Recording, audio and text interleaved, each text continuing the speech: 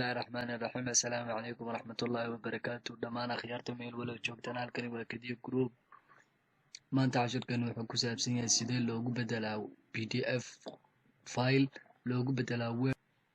Cashirkeenan haddii aad ka hesho subscribe iyo like iyo share. PDF-kii haddaba PDF-kan ayaynu u bedelaynaa Word file. Waxaa jira software la adeegsado laakiinna waxaynu adeegsanaynaa online converter website ah. hadda PDF-kan si aynu ugu bedelno waxaan soo furaynaa browserkeena.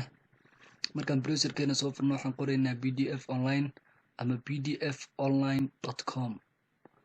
markaynu intaa qorno waxaan ku dhufanaynaa linkiga ugu sarreeya ee ah creating PDF ama www.pdfonline. markaynu soo dhufano sidaas ayuu u soo baxayaa. laba qaybood buu kala qaybsamaa, PDF Word iyo Word PDF. waxaynu isticmaalnaa PDF Word. waxaynu ku dhufanaynaa upload. markaynu upload ku dhufano waxaynu soo furaynaa filekeeni. open baynu odhanaynaa.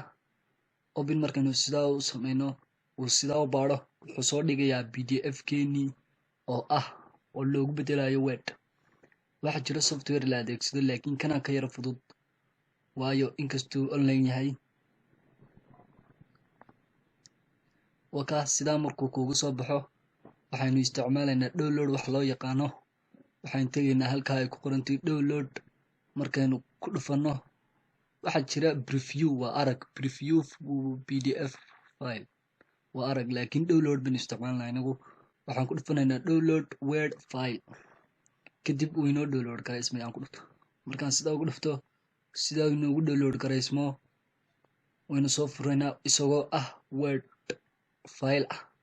markii hore wuxuu ahaa PDF file laakiin imika wuxuu kasoo furmayaa Word file buu kasoo furmayaa. wakaa